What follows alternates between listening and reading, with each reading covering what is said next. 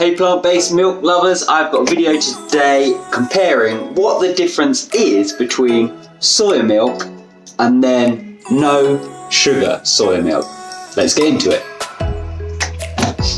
Please don't forget to smash that subscribe button as we've got loads of awesome content coming up. So you're probably saying, Vegan Food Explorer, I know what the difference is because it literally says the difference here. Yes, but let's get into a bit of detail about what actual sugar is included in this, if there's any difference in the ingredients apart from that, and also what do they actually taste like. Is it worth avoiding the sugar? So let's have a look. Packaging is basically the same. They both cost £1.60. They're on offer sometimes, but the RRP of each is basically the same. Packaging almost identical, just apart from that no sugars there, and this one's got less soybeans apparently. Don't know why about that. The packaging is almost identical. I accidentally just buy one, accidentally thinking I'm buying the other one, but let's have a little look. So the big difference is, as you would imagine, on the nutrition, it's almost identical across the fat and protein, apart from calories. So it's 42 calories per 100 millilitres on the sugar, because it has that additional sugar in there, and so it's 33 here.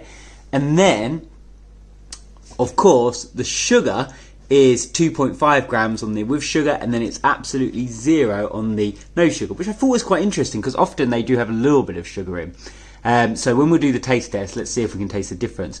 But I just wanted to point out one other small difference was that, so they add these nutrients and vitamins and minerals. So you have vitamin D, riboflavin, B12, calcium and iodine in the one with sugar, but you don't have the iodine in the no sugar. And I thought that's really interesting actually, and I have absolutely no idea why. Iodine is good for your hormones, and it's included in dairy milk. That's why they include it here, and it's not really that many other places apart from seaweed and a few other places where you can actually get it. So it is quite good to get some from your milk. So that was quite interesting. And then I thought the other interesting thing, I analysed the ingredients and it's exactly the same, apart from, I was really interested to see that it's not actually, they don't add sugar to the sugar, they add apple extract, which I thought was really, really interesting, because on the Lidl Plant milk, soy milk, they have apple, I think it's apple extract as well. And I thought, wow, that's really weird, because I guess it said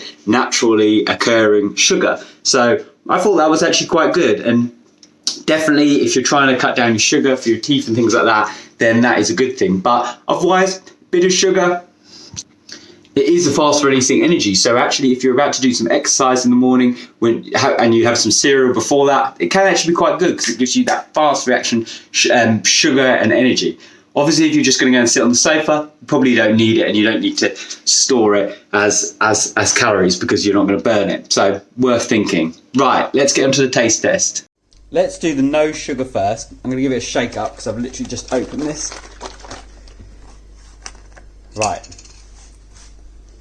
We'll pour a little bit in. I'm really interested to see if I can tell the difference going straight after the other one. So look wise, looks pretty good. Looks like soy milk.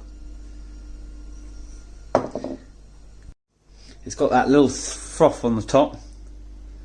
Quite nice. I like that it kind of sticks to the sides a little bit, just like a glass of dairy milk. I mean, if you said to me that was dairy milk, I believe you. It's got the froth, it's got the sticking to the sides. Right, let's do a smell and taste. Cheers. Smells very, very soya. I can smell it. It smells like that bean smell. There's nothing sweet about it at all. It's almost quite husky. Nice. It has got that little bit of a flat aftertaste. It does have a bit of a sweetness at the start, and then it just goes completely flat, and you just taste that soybean.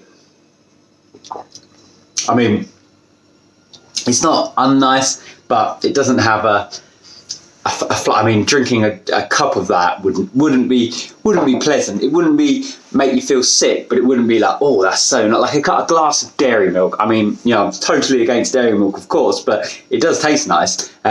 So my recommendation for this, if you're having it in cereal or tea, you wouldn't be able to taste it really, but it would give that earthy, nutty, slightly creamy taste, but not the sugar. Right, let's get onto the sugar. Okay, we're now, so that was the no sugars. Let's try the sugar version. Give it a shake again. Let's pour it in. Try and get the same amount. Okay, colour-wise, colour and froth, I mean, they're exactly the same basically, aren't they, unsurprisingly. Looks good though. Okay, right, let's do a taste test of this one. Okay, so this is with the sugar or apple extract. Smells sweeter already. Yeah, I would say that smells a lot more like dairy milk. It doesn't smell, that non-sugar had a real husky smell into it, like you could smell the beans. That tastes quite sweet, unsurprisingly, but let's have a taste. That is like a world of different. It feels creamier. I've got to say, it feels creamier, even though it's got exactly the same ingredients, probably exactly the same process, because it's got that sweet. It goes down your throat and it hits your tongue, and it's super, super creamy. I mean, that is really nice. I think it sticks to the glass better as well. Look at that. I think that's different. It feels more creamy, more loose in the glass.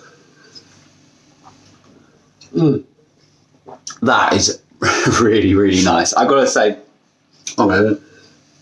I could drink a whole glass of that and it would be super refreshing, delicious, tasty, sweet, but you do get the added sugar. So in summary, I think this you could easily drink on its own. I think the no sugar, you'd struggle. I mean, it wouldn't be disgusting, but if you are mixing it with something else, say you're mixing it with a chocolate powder, cocoa powder, or a protein shake, maybe you don't need the added sugar because you've got the sugar or a sweetener in that mix. But I think if you're going to be mixing it if you're just going to be drinking it straight, definitely I'd advise getting the sugar. And if you're having a cereal, if you're having a sugar-riddled cereal like a Cocoa Pops or something like that, which has a higher amount of sugar relative to other brands, then you probably don't need it. But if you are having something like cornflakes or even a Weetabix maybe, which have less sugar, less added sugar and flavourings, then I recommend it because it's not that much sugar. And remember, it is like a naturally occurring sugar, so it is a natural product, which I think is better, and it just adds a bit of sweet. But of course, if you're watching your sugar over the day, then you probably don't. But if you're active and an athlete potentially, or you don't eat that much sugar in your diet in general, then I think it's absolutely fine, and it's probably worth the flavour, in my opinion. And I think that the flavour's worth it. So also adding it to your tea, it will give that sweetness as well. You wouldn't need to add any sugar or anything like that. So hope that helps. Definitely great that these are both on the market and they're exactly the same price, so you can choose and you can chop and change. Me personally, I have both. I have one on hand. I normally have both in the fridge actually, because we get through them quite fast, and I just buy 2 crates. I buy a crate of the no sugar and then these individually, and so then if I want a sweeter tea I can make this, but if I'm having a bit of a sugary cereal I'll probably mix in the no sugar. Hope that helps, and see you in the next video.